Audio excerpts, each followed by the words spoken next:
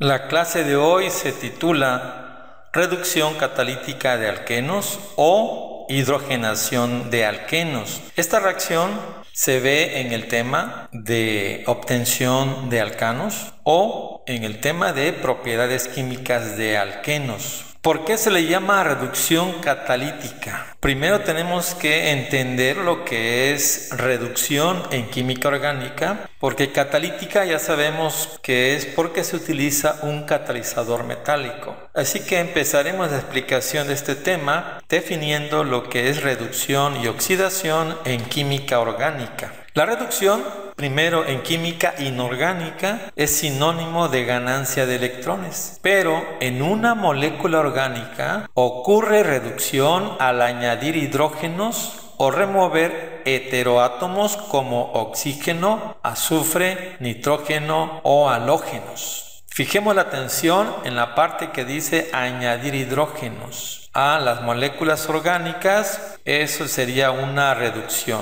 ¿Qué es una oxidación? En química inorgánica es pérdida de electrones, pero en una molécula orgánica ocurre oxidación cuando son removidos hidrógenos o se añaden heteroátomos como los que ya mencionamos en el párrafo anterior. Entonces, en síntesis, podemos deducir que una reducción en química orgánica hace referencia a la ganancia de hidrógenos por parte de la molécula y oxidación es la pérdida de hidrógenos. Por lo tanto, en nuestro mecanismo que vamos a explicar de esta reacción, veremos que es una reducción.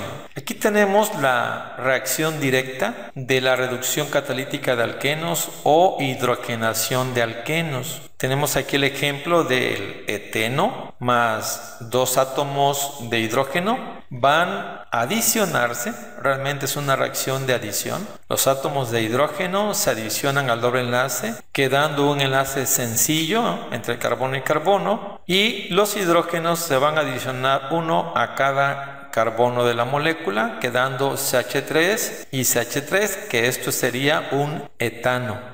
De eteno pasa a etano. Para que esta reacción ocurra es necesario la presencia de catalizadores, por eso se llama reducción catalítica de alquenos. Es una reducción porque ya vimos que la adición o ganancia de hidrógenos es una reducción. Pero, ¿cuál es el mecanismo? ¿Qué papel desempeñan los catalizadores en esta reacción? El mecanismo consta de 3 etapas y las vamos a describir a continuación.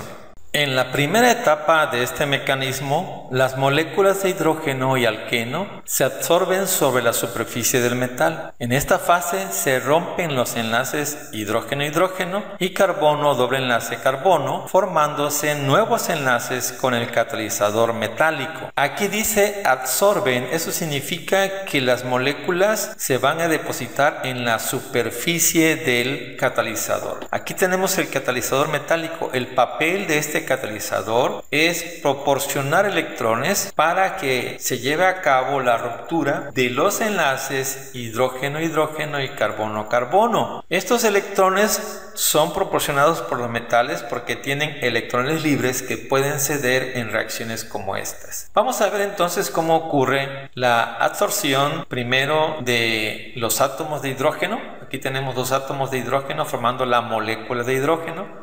Aquí están compartiendo un par de electrones en este enlace. Así que se van a separar y este átomo va a formar un enlace con el catalizador metálico y este átomo hace lo mismo formando un enlace. Ya están ahora sobre la superficie del metal. En el caso del alqueno, que es el eteno, va a suceder lo mismo. Va a formar enlaces carbono-metal o carbono-catalizador. Para eso vamos a ilustrar este enlace con los par de electrones que forman cada enlace. Aquí tenemos este par de electrones formando este enlace. Bueno, se van a separar sus electrones, se rompe un enlace quedando un enlace sencillo. Ese electrón lo va a ocupar para formar un enlace al compartir este electrón con el catalizador. Este átomo de carbono hace lo mismo con su electrón y ya quedan sobre la superficie. Ya ocurrieron la ruptura de enlaces hidrógeno-hidrógeno y carbono, doble enlace carbono, quedando un enlace sencillo. Ahora vamos a la segunda etapa. En la segunda etapa se produce la transferencia de un átomo de hidrógeno al alqueno, formándose un nuevo enlace carbono-hidrógeno. A continuación se produce la transferencia de un segundo átomo de hidrógeno, formando un segundo enlace carbono-hidrógeno. ¿A qué se refiere esto? Ya estando separados y adheridos al catalizador, ahora los átomos de hidrógeno ya se pueden unir al átomo de carbono en la siguiente etapa. Veamos cómo ocurre esto. Primero, un átomo de hidrógeno